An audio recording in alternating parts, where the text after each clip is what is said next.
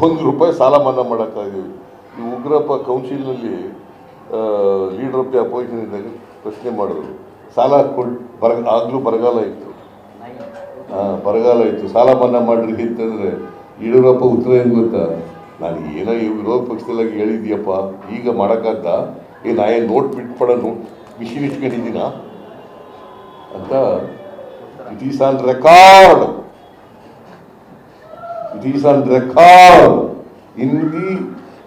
in legislative council. ಯಡಿಯೂರಪ್ಪನಿಗೆ ಪ್ರಶ್ನೆ ಮಾಡಿ, ಇದನ್ನು ವಿಜಯೇಂದ್ರನಿಗೆ ಮಾಡಿ ಪ್ರಶ್ನೆ. ವಿಜಯೇಂದ್ರನಿಗೆ ಗೊತ್ತಿಲ್ಲ, ಏನು ಗೊತ್ತಿಲ್ಲ, ಸುಮ್ಮನೆ ಹಿಂದೇನೂ ಗೊತ್ತಿಲ್ಲ, ಮುಂದೇನೂ ಗೊತ್ತಿಲ್ಲ, ಅವ್ರ ಅಪ್ಪ ಏನು ಹೇಳಿದ್ರು ಅಂತ ಗೊತ್ತಿಲ್ಲ.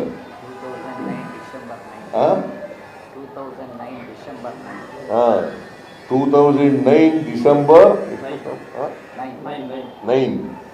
9 December 2009 it is on record. ಸುಮ್ಮನೆ ಏನೋ ಬುರುಡೆ ಹೊಡಿತಾರೆ, ಸಾಲ ಮನ್ನಾ ಮಾಡಿ. ನಾನು ಅಸೆಂಬ್ಲಿನಲ್ಲಿ ಹೇಳಿದ್ದೀನಿ, ಯಾರು ಅಸಲು ಕಟ್ತಾರೆ ಅದು ಅಲ್ಪಾವಧಿ ಸಾಲ ಇರ್ಬೋದು, ದೀರ್ಘಾವಧಿ ಸಾಲ ಇರ್ಬೋದು, ಅಸಲು ಕಟ್ಟಿದ್ರೆ ಬಡ್ಡಿ ಎಲ್ಲ ಮನ್ನಾ ಮಾಡ್ತೀನಿ ಅಂತ.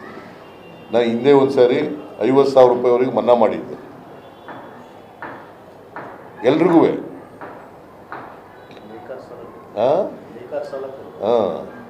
ನೇಕಾರರಿಗೆಲ್ಲ ಸಾಲ ₹50,000.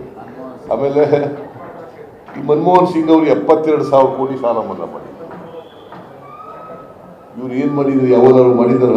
ನರೇಂದ್ರ ಮೋದಿ ಆಗಲಿ ಯಡಿಯೂರಪ್ಪ ಆಗಲಿ ಮಾಡಿದಾರ? ಏನು ಅಧಿಕಾರ ಹೋದಾಗ ಸಾಲ ಮನ್ನಾ ಮಾಡಿ, ಅಧಿಕಾರದಲ್ಲಿರುವಾಗ ಪ್ರಿಂಟಿಂಗ್ ಮಾಡೋ ನೋಟ್ ಬಿಟ್ಬೇಡ ಮಿಷಿನ್ ಇದೆಯಾ ಅಂತ ಹೇಳೋದು. Irresponsible fellows.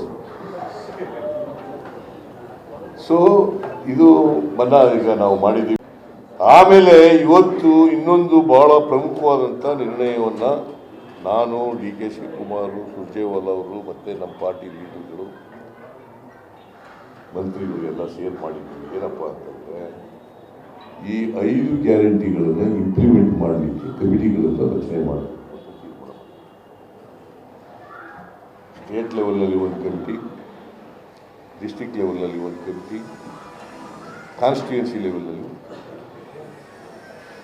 ಸ್ಟೇಟ್ ಲೆವೆಲ್ನಲ್ಲಿ ಒಂದು ಕಮಿಟಿ, ಡಿಸ್ಟಿಕ್ ಲೆವೆಲ್ನಲ್ಲಿ ಒಂದು ಕಮಿಟಿ,